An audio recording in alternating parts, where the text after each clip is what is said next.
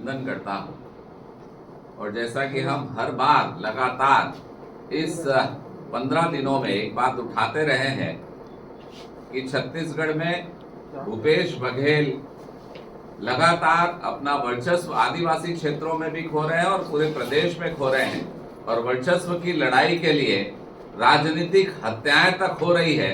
और उसको सीधा राजनीतिक हत्या हम इसलिए कह रहे हैं कि मोहला मानपुर में जब सरयू टेकाम ने पिछले 3-4 महीने पहले एक भाषण दिया था कि भाजपा के लोग यहाँ प्रचार करने आएंगे तो उन्हें काट दिया जाएगा, मार दिया जाएगा और हत्या करके फेंक देंगे, ऐसे बयान दिया था। उस समय इंद्र साहब मंडावी, उनके विधायक भी वहां कांग्रेस के मौजूद थे, पर एक भी एफआईआर और कोई कार्रवाई उनके ऊपर नहीं हुई। और थोड़े दिन बाद हम देखते हैं कि हमारे नेता बिरजू के ऊपर इन्होंने हमला किया और उसकी हत्या कर दी गई। नृशंस हत्या कहूंगा, सर में 4 से 5 गोली दागी गई।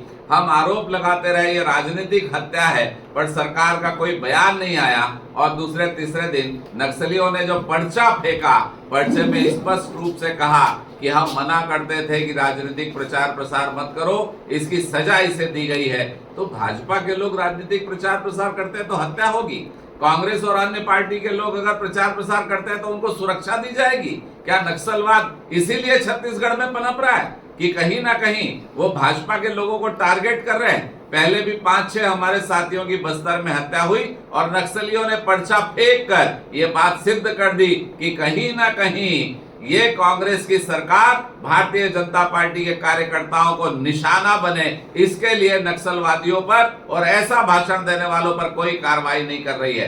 भारतीय जनता पार्टी का स्पष्ट मत है कि लोकतंत्र की हत्या यहां पर कांग्रेस पार्टी कर रही है, जब हम विपक्ष में हैं भाजपा के लोग और हमारे लोगों की हत्या कर रहे थे। प्रचार प्रसार चुनाव का कर रहे थे, इसलिए इसकी हत्या कर दी गई। धर्मांतरण को भी हमने साथ में उसमें लिया है, क्योंकि दुर्गा जी की मूर्ति को बिठाला था उसने और लोगों को कहा था कि पूजा करने आओ। क्या पूजा करना भी अपराध है? भाजपा का प्रचार करना भी अपराध है? साथियों, मेरा मानना है कि नक्सलवाद की आड़ में कहीं ना कहीं कांग्रेस की सरकार अपने राजनीतिक वर्चस्व को बनाने का प्रयास कर रही है और अपने वजूद को कायम रखने का प्रयास कर रही है।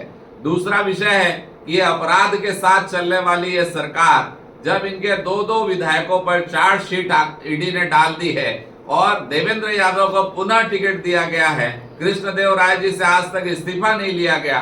भाजपा ये मांग करती है कि दोनों चार्जशीटेड विधायकों से इस्तीफा लिया जाए। और कांग्रेस क्या अपराधियों को टिकट दे रही है जिनके आपराधिक रिकॉर्ड है? ऐसा चार्जशीट में आ रहा है। जो आरोपी हैं, क्षमा करें, जो आरोपी है, ऐसे आरोपियों को अगर कांग्रेस पार्टी प्रत्याशी बनाती है तो यह माना जाएगा कि यह अपराध को और भ्रष्टाचार को प्रश्रय देने वाले लोगों को चुनाव में खड़ा कर रही है, जिसका स्पष्ट प्रमाण देवेंद्र यादव है। साथियों, तीसरी बात मैं स्पष्ट रूप से रेखांकित करके कहना चाहता हूं, 16 लाख मकान प्रधानमंत्री आवास के माननीय नरेंद्र मोदी जी ने पैसा केंद्र से भेज दिया था, परंतु भूपेश सरकार उन मकानों को नहीं बनाई। भारतीय जनता पार्टी की सरकार बनते ही तुरंत पहले फैसला लिया जाएगा और 16 लाख मकानों का पैसा जारी किया जाएगा। साथ में शहरी क्षेत्रों के 4 लाख आवास और बनाए जाएंगे। भाजपा 20 लाख मकान गरीबों को देने के लिए संकल्पित है और जैसे ही हमारी सरकार बनेगी हम ये 20 लाख मकानों को बनाने का सीधा प्रयास और पहला प्रयास शुरू करेंगे। बहुत बहुत धन्यवाद। आकलन है, कांग्रेस पार्टी ने यह सिद्ध कर दिया, छन्नी साहू जिनके ऊपर वहीं के लोगों ने आक्रमण किया, उनकी वो सुरक्षा नहीं कर पाए और उनका टिकट काट दिया। ऐसे 3 से 4 हमारी कांग्रेस पार्टी के नेताएं हैं जिनका टिकट काट दिया। तो महिलाओं की बात अगर शैलजा जी करती हैं तो उनको ये ध्यान रखना चाहिए कि शिक्षक दिवस के दिन या सामूहिक बलात्कार शिक्षिका से होता है, रक्षाबंधन के दिन 2 बहनों के साथ 10 लोग सामूहिक बलात्कार करते हैं। आपको अगर नारी शक्ति की चिंता होती तो आप इस बारे में भी कुछ बयान देती शैलजा जी। ये जनता पार्टी विश्व की सबसे बड़ी पार्टी है और लाखों कार्यकर्ता छत्तीसगढ़ में है। क्या ये प्रेस कॉन्फ्रेंस करने वाले कांग्रेस के साथी बता सकते हैं क्या लाखों कार्यकर्ताओं को सुरक्षा दी जा सकती है? और मेरा पहला प्रश्न है कि 1.5 महीना पहले उन्होंने भाजपा के शीर्ष नेता जो बस्तर के हैं उनकी सुरक्षा छीन ली थी। हमने इसी कार्यालय में प्रेस कॉन्फ्रेंस की थी। क्यों छीन ली थी? अगर वो 24 लोगों को भी सुरक्षा केंद्र नहीं देती तो उनका हश्र क्या करना चाहते हैं ये कांग्रेसी बताएं। और मैं फिर से कांग्रेसियों को कहूंगा, जरा प्रेस कॉन्फ्रेंस लेकर ये बताएं कि सारे लोगों को सुरक्षा देने का काम क्या सरकार का नहीं है? क्या भूपेश सरकार इसमें अक्षम हो रही है जो ये कहती है कि हम सुरक्षा क्यों नहीं देते? विपक्ष के लोगों का काम क्या सुरक्षा देना है? पता नहीं इनके मन को क्या हो गया और दिमाग को क्या हो गया।